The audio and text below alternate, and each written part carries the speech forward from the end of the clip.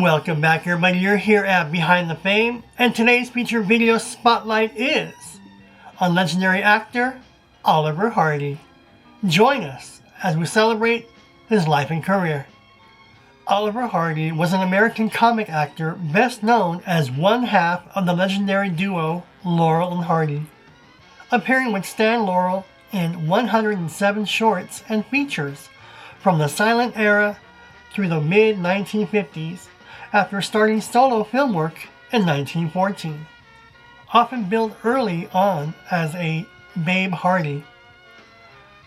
Over 4 decades, he evolved from a prolific silent villain and heavy into the pompous yet childlike partner in one of film's history's most influential comedy teams. Early life and beginnings. Hardy was born Norval Hardy in Harlem, Georgia in 1892, the youngest of 5 children, and later adopted the name Oliver Norval Hardy to honor his father, a Civil War veteran who died when Oliver was an infant. A difficult student, more drawn to music and theater than academics, he worked in Milledgeville Movie House before moving to Jacksonville, Florida, where he sang in cabarets and began appearing in one-reel comedies for Lovable around 1914, quickly amassing dozens of shorts and being typecast due to his large size. Solo film career before Laurel. During the 1910s and early 1920s, Hardy worked for studios including Lubin, Pathé, Vim, King B, and Vitagraph, playing villains or comic heavies opposite comedians such as Billy West and Larry Seaman, and even directing or co-directing about 10 shorts. He first shared the screen with Stan Laurel in the 1921 film The Lucky Dog, but continued separately as a busy supporting player in shorts and features, including work for Hal Roach's Our Gang and Charlie Chase comedies, before their teaming became formalized. Partnership with Stan Laurel. Starting in 1927, Hal Roach began deliberating pairing Laurel and Hardy in shorts like Slipping Wives, Duck Soup, and With Love and Hisses, after strong audience response, leading to a long series of silent and then sound comedies such as The Battle of the Century, Two Tars, Another Fine Mess, and the Oscar-winning The Music Box. They moved from shorts into features like Pardon Us, and later A Chump at Oxford, and Saps at Sea. Then, after leaving Roach, made wartime films for 20th Century Fox and MGM, and toured extensively, including hugely successful post-war stage tours of Britain and Europe. Later work, illness, and death.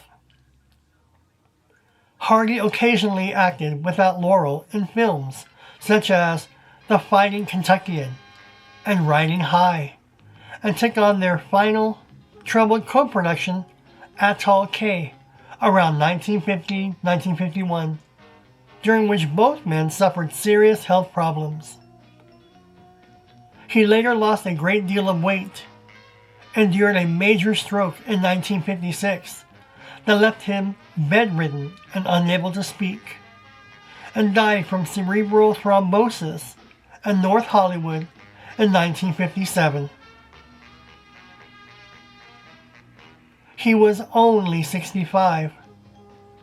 His ashes interred at Valhalla Memorial Park. Legacy and honors. Hardy's name appears on a star on the Hollywood Walk of Fame, and he and Laurel were inducted into the British show business charity order, the Grand Order of Water Rats. His legacy is commemorated by a Laurel and Hardy Museum and annual festival in his hometown of Harlem, Georgia, and by continued tributes, such as the 2018 biopic Stan and Ollie, which underlined his status as one of cinema's defining comic performers. That was the life and career of Oliver Hardy.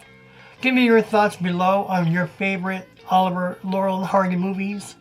Oliver Hardy, what you think about him? Was he too fat, too heavy? Was he outshined by his counterpart? Because back then, comedic teams were all the rage. Remember, you had Stan and Laurel, Laurel and Hardy. You had Abbott and Costello. You had Bing Crosby and Bob Hope, right? Then you had Basil Rathbone and Nigel Bruce. And who else did you have?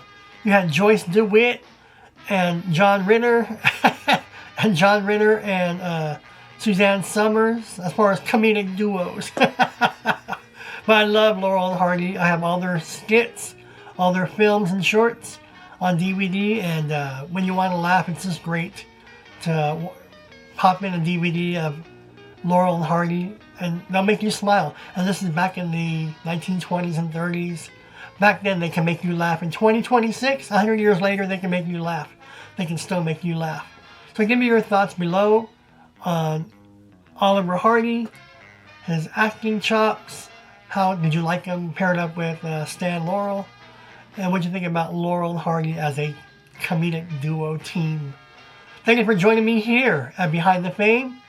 Any questions, comments, or feedback, leave them below. Thank you for watching, and I'll see you all in the next video.